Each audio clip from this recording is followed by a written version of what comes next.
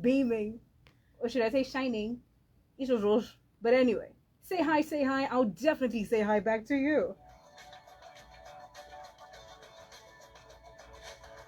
So introducing my guest for today for She Diaries. Her name is Nontsikelelo Nzula. She is a seasoned community development professional with a strong commitment to women's and young girls' empowerment. She holds a bachelor's and first honors degree from the University of the Free State, Bloemfontein, South Africa, and a second honors and a master's in social development from the University of Cape Town.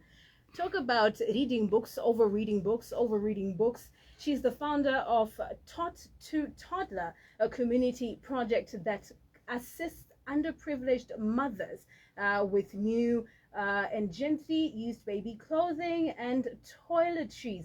Yo, wow, okay. And then the project caters to babies between ages of 0 to 24 months. To date, the project has collected more than 1,000 pieces of clothing, creating more than 100 packages that have been distributed to women who are survivors of gender-based violence living in safe shelters across the country.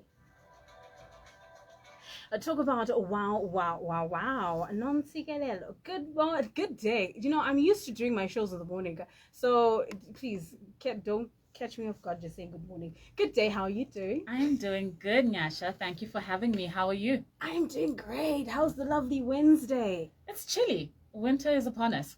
I don't even feel it, you know, because this winter is warm. What? How is it warm? It's warm in the morning, Shem, please. Okay. Okay, no, it's warm during the day. It's warm during the day, but not in the morning. In the morning, it's freezing. And so at night, like yesterday when I checked the weather, it was 15 degrees. Yeah, well. So that's cold. We'll say 5. As long as you forgot 4 5 my blankets. But at least at school forgot 4 5 my blankets. Not yet. I mean, June hasn't come yet. Manage. Very soon. Don't worry. Very, very soon. All right. So this is such a huge introduction, right? It's like huge. But take us back. Before we get into Nonsi today, let's get into Nonsi the child. What was it like growing up? What was your childhood like? My childhood was mixed. Mm-hmm. So I went to Hillside Primary School, Mm-hmm.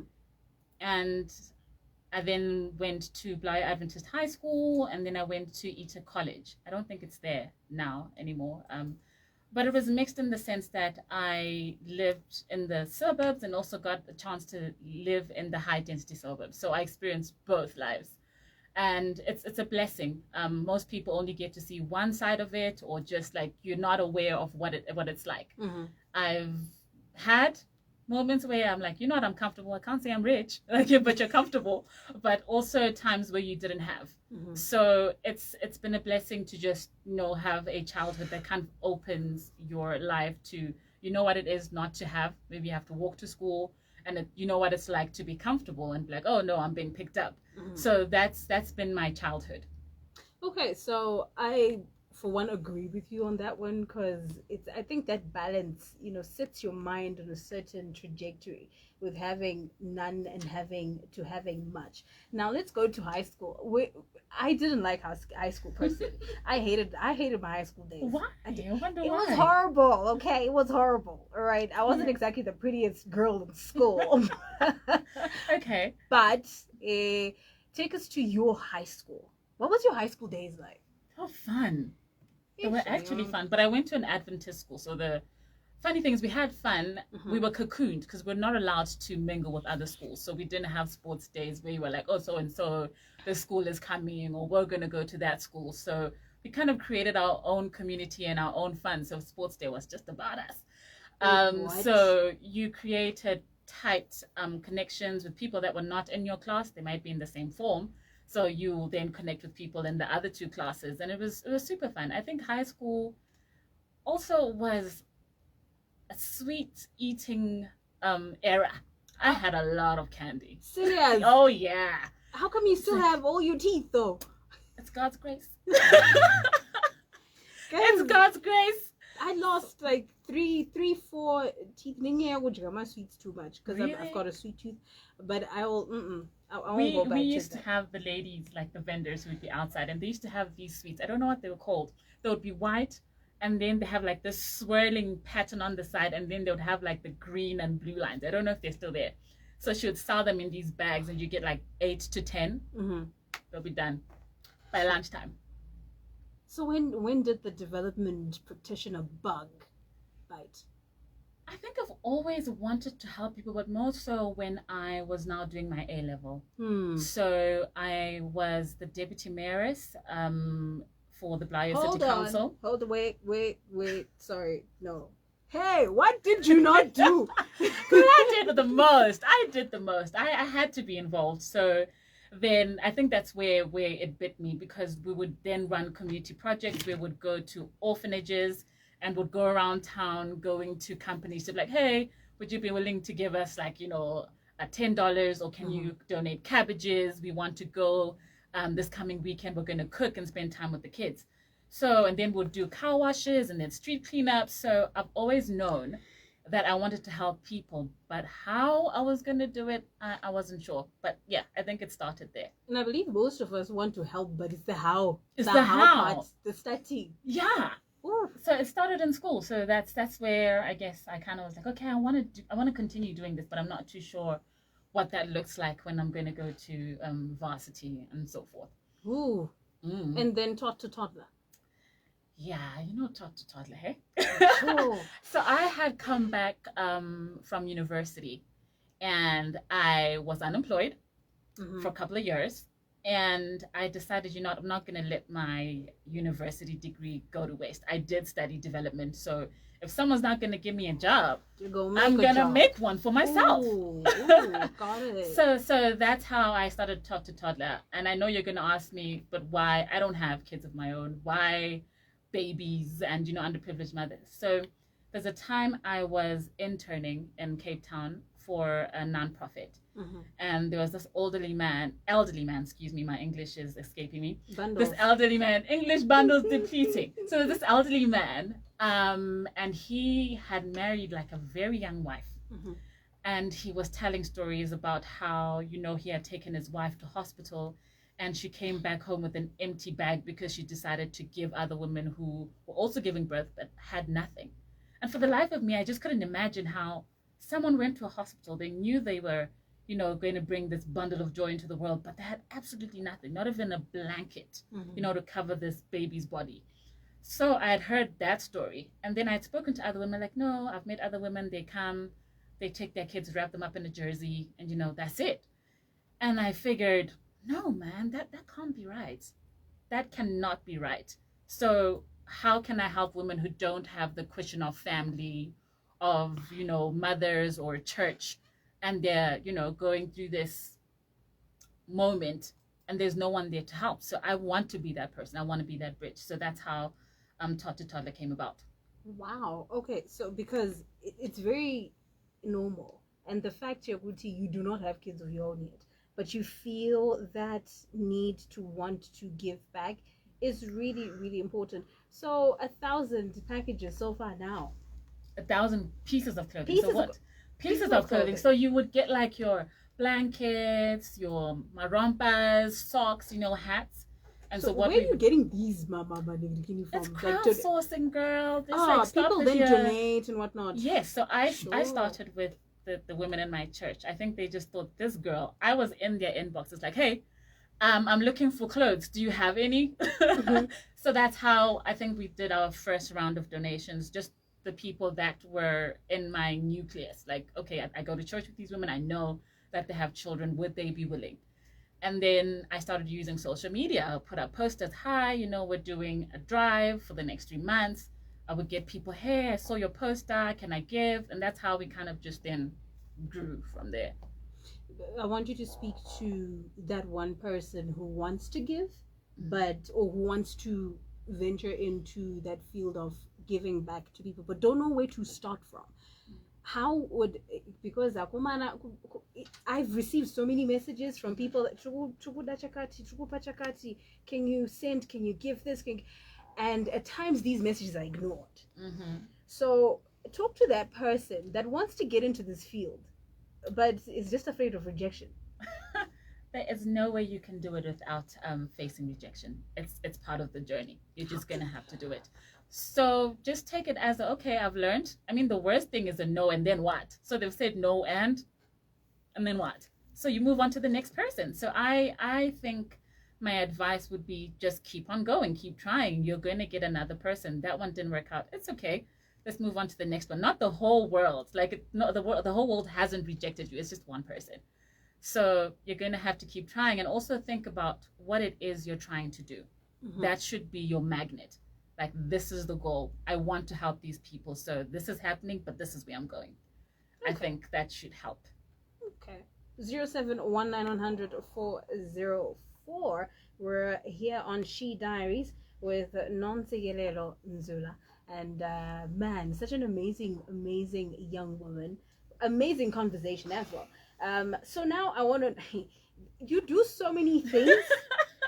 I am just trying to literally try and compartmentalize in my brain how to then ask you the next question. Accessories. Yeah, that too. Wait, do you make accessories? Yes. From craft from beginning, zero? Yes, ma'am. Scratch? Yes. Ha. No, what can you not do? Okay. All right. So that also is because I was broke. And the girl needed to make money. Hey, brokeness. Hey, I was broke. Brokenness will make you do. Brokenness will make you work. It will bring you ideas. It will. Mm-hmm. It will. So how did you start off with your accessories business? Well, I first of all went on YouTube. Oy. Yeah. Tutorials. The University of YouTube. Yeah. My way. Do you know, I have a friend who learned how to make nails by watching YouTube videos. It is a university, guys. Like, you're going to school. The school of YouTube. It will show you and teach you so much. So I went there, when I went to Pinterest, and I was like, okay, I know generally I'm creative. Mm-hmm. So went onto YouTube, and I figured, I'm like, I had seen these tassel earrings. I think you know them, the ones with the thread, the colorful thread. And I was like, okay, I think I can make this. It looks pretty straightforward. Mm-hmm. So I went onto YouTube, Googled how to make them, and then I made my way downtown, Harare. It was a journey. It was a real journey. So I had moved from Bulawayo, and I really hadn't ventured into town. So I got a friend. Mm-hmm. Girl, it was an experience. Like, downtown, that was Chinhoy Street. Mm-hmm. And so we went there, unfortunately, on a Saturday, and we're going to shops that sell fabric, because that's where you would find like your silky thread. And so went there, got the thread, and then I started with my first pair. Wow. Mm-hmm. Sure. Okay. From nowhere. Brokenness. Brokenness, the motivator. Brokenness, the motivator. 0719000404. And the high okay. Let's talk about it. Yes. Earrings. I tried crafts one time in high school. Mm-hmm. Let's just say, you see me now, I'm not crafty, so yeah, no, it didn't work. You have to make that fun experience. How do you do that? It's the whole buttons and my beads and But one thing that thing taught me is patience. You cannot. I don't have that. You cannot. I do not have patience. I do not. I lack in patience. So now there's this initiative, Africa Giving. Yes, ma'am. Like, I keep asking, what is it that you cannot do? Life is for the living. Because you're literally everywhere. Just try everything. Sure. Just try until you find, what works. Okay. Tell us more about Africa Giving. So Africa Giving is a Pan-African fundraising platform where nonprofits can register, and it allows people to give to organizations that they think resonate with them. So Africa Giving is an online platform where, let's say you wanted to give to a project, and that project is registered on the platform. You can use your MasterCard or your Visa card from the comfort of your home and support whatever initiative you found there. So currently we have about 103 organizations listed from across 17 countries on the continent. Sure. Yes. So all nonprofits helping people. Yes, all nonprofits helping people, but we have different thematic areas, so they fall under different thematic areas. So I don't want to go ahead and just like tell you how the platform works, but I will just give like a brief description. So on the platform, let's say you wanted to give, let's say Tot to Toddler's on the platform.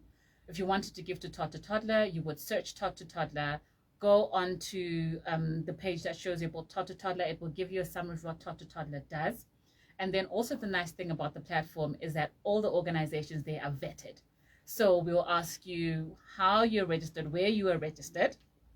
If you've got a governing body like a board, then if you've got annual auditing statements, if you have annual reports about the work that you do, the organization's phone number. So it's not just I woke up one day and then I started an organization and now I'm on Africa Giving. No, they're vetted. So it gives authenticity to the work that people are doing, and you can then support through the platform. Why that is important is scammers, shame, fraudsters, shame. People have thriving. People literally, I have a problem with scammers and fraudsters on social media.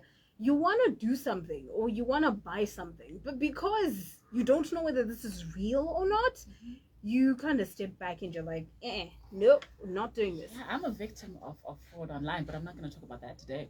On Facebook. So yeah. I totally, when you talk about fraudsters, they're working hard, hey? Yo. Yeah. Now, honestly, I've got stories of mine when it comes to dating apps. Oh, and that's interesting. Please, catfishing.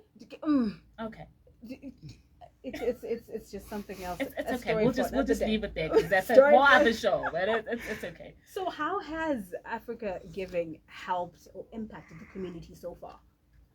So, what we do is we kind of delve into people that ordinarily don't have the time to go around looking for communities to support. I mean, we all have work, life is happening, but what we do is we have given you a platform, and let's say you are keen on giving, and we looked at millennials want to give. There are the type of people who, okay, we're working, so what is the goal? How is this helping society? So we want to tap into that community of people where we're saying, okay, you want to give, but you don't know where to go. And then also at the same time, we're helping those organizations who might not have the bandwidth to then get funding from big corporations or from grant makers. And we're saying, okay, here's an opportunity, put your platform and let's reach out to individuals. We're trying to push a movement of individual givers. So individual philanthropy, where it's Nyasha, I have $5 and I would like to contribute to, a school feeding program.